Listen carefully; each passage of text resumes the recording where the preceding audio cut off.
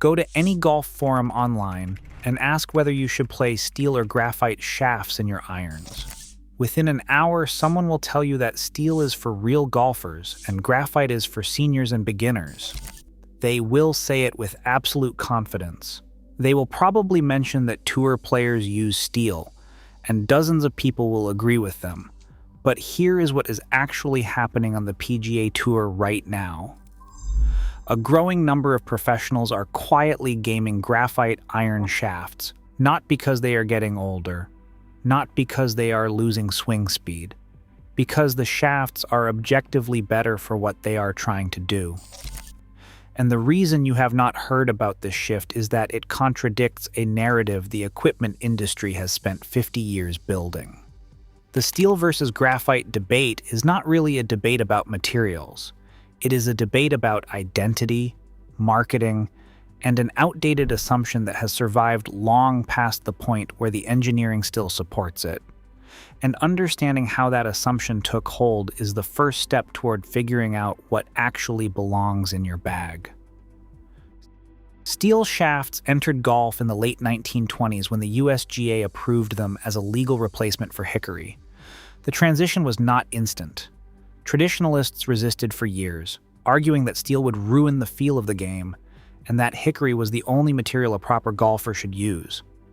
Sound familiar? The same argument gets recycled every time shaft technology moves forward. By the 1940s, steel had won completely, and for the next 5 decades, steel was the only serious shaft material for irons. The construction was elegant in its simplicity.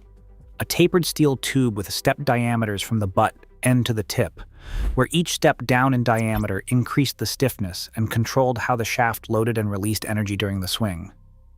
The weight, typically between 90 and 130 grams depending on the model, gave irons a solid, planted feel that golfers associated with control and precision. Steel shafts also transmitted vibration directly and immediately. When you struck an iron shot on the center of the face with a steel shaft, you felt a clean, singular pulse travel from the club head through the shaft into your hands. When you missed the center, you felt that too. The feedback was honest and specific, and better players used that information to diagnose their swings in real time. That tactile relationship between golfer and club became central to how serious players thought about their equipment.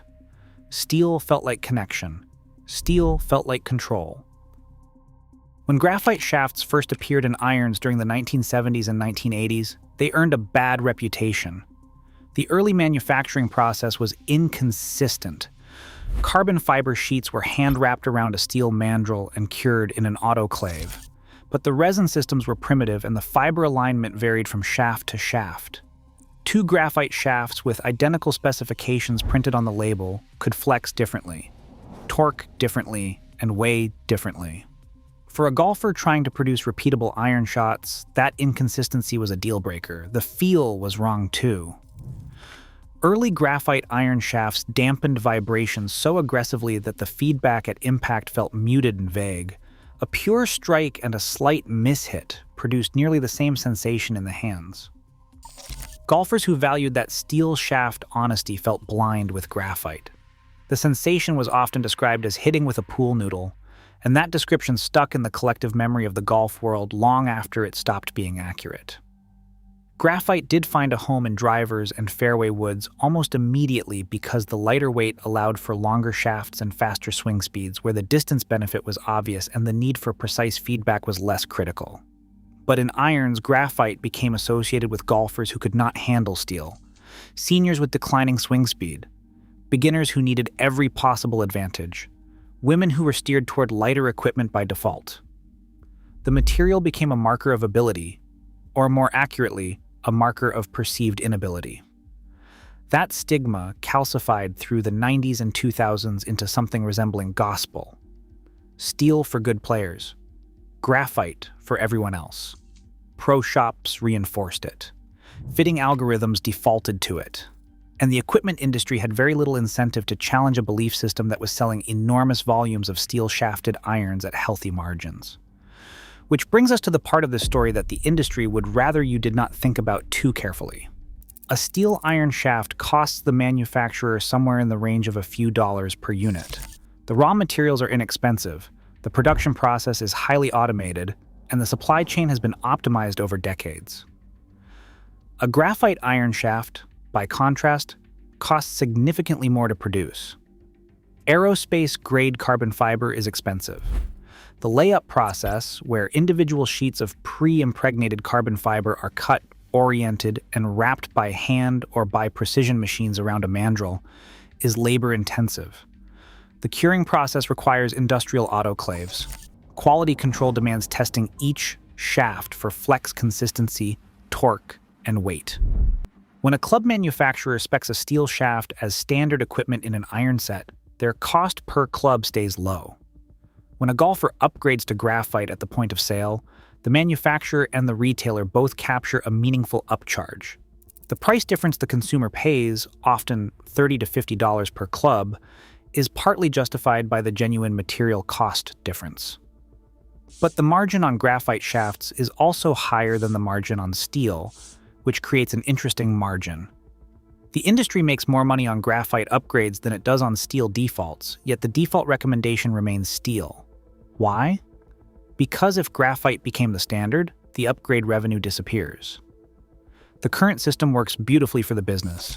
Steel stays the default, which keeps base prices accessible and creates room for an upsell to graphite. Challenging the belief that steel is better for most golfers would undermine the entire pricing architecture. If this is making you rethink your next iron purchase, hit subscribe. We dig into the real engineering and business stories behind golf equipment every week. Now let's look at what happens when you take the marketing out of the equation and just measure what each shaft material actually does on a launch monitor. The single biggest performance variable between a steel iron shaft and a graphite iron shaft of equivalent flex is weight. A typical steel shaft in a 7-iron weighs around 95 to 115 grams. A comparable graphite shaft weighs 55 to 75 grams. That is a difference of roughly 40 grams, which does not sound like much until you realize what 40 grams means in the context of a golf swing. A lighter shaft allows the golfer to generate higher club head speed with the same effort.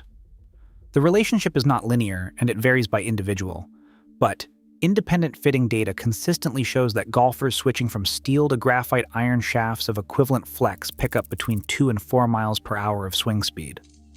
For a golfer with a 7-iron swing speed of 80 miles per hour, a 3 miles per hour increase translates to roughly 7 to 10 additional yards of carry distance, with zero swing changes, with zero additional physical effort, simply by reducing the weight of the shaft. The counter-argument has always been that lighter shafts sacrifice control, that the heavier steel shaft provides a more consistent swing plane and tighter dispersion. 20 years ago, this was a defensible position because graphite manufacturing tolerances were genuinely looser. A golfer playing steel shafts could trust that every iron in the set would flex and respond identically. A golfer playing early graphite could not. That argument collapsed in the last decade. Modern graphite iron shafts are manufactured to tolerances that match or exceed steel. Companies like Mitsubishi Chemical, Fujikura, and Project X produce graphite iron shafts with weight consistency within half a gram across an entire set, flex profiles that are repeatable to within fractions of a cycle per minute, and torque values that are precisely controlled through fiber orientation engineering. The inconsistency problem that gave graphite its bad reputation in irons has been solved so thoroughly that the remaining objections are based on memory, not measurement. Launch monitor studies from independent fitting facilities tell the same story. When golfers are tested with both steel and graphite shafts of equivalent flex, the graphite shafts produce equal or tighter dispersion patterns in the majority of cases. The swing speed increase does not come at the cost of accuracy. For many golfers, the lighter shaft actually improves consistency because reduced fatigue through the back nine preserves swing mechanics that start to break down when a golfer is muscling heavy steel clubs through the final 6 holes. That fatigue factor is the most underappreciated variable in the entire shaft debate. A set of steel-shafted irons weighs meaningfully more than a graphite-shafted set. Over the course of 4.5 hours of walking or even riding, The cumulative effect of swinging heavier clubs erodes performance in ways that a 15-minute fitting session on a launch monitor cannot capture. The golfer who stripes their 7-iron on the range in the morning and thins it on the 14th hole in the afternoon may not need a swing lesson. They may need a lighter shaft. The final piece of evidence is what is happening at the highest level of the sport. Tour players have historically been the most resistant to graphite in irons precisely because their livelihoods depend on repeatability and they can feel microscopic differences between shafts. For decades, nearly every professional played steel iron shafts without exception. That monopoly is cracking. Multiple PGA Tour and LIV golf players have switched to graphite iron shafts in the last 2 seasons. The specific models vary, but the trend is consistent. Players are finding that the weight savings allow them to maintain swing speed deeper into tournament rounds, that modern graphite provides the feedback and consistency they demand, and that the performance data supports the switch even when it contradicts decades of personal preference. These are not seniors on the Champions Tour looking for help. These are elite athletes in their 20s and 30s with swing speeds well above 100 miles per hour choosing graphite, because the engineering has reached a point where the material advantage is undeniable even at the highest level of the game. The honest answer to the steel versus graphite question is that for the vast majority of recreational golfers, graphite iron shafts are the better choice and have been for years. The weight savings increase swing speed. The modern manufacturing process has eliminated the consistency gap. The feel, while different from steel, is no longer the muted, dead sensation of the 1980s, but a refined, responsive feedback that most golfers cannot distinguish from steel in a blind test. Steel iron shafts are not a scam.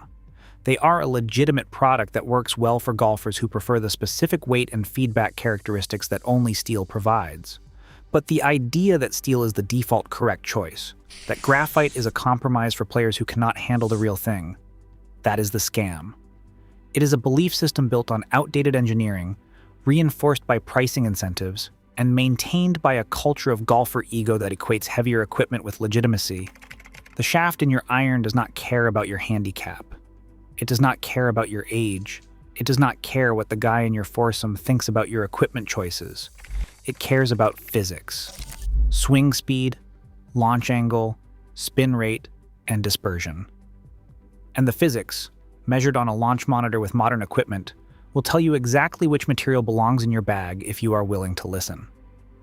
The next time someone tells you that real golfers play steel shafts, ask them when they last tested graphite on a launch monitor with current generation shafts. The silence that follows will tell you everything you need to know.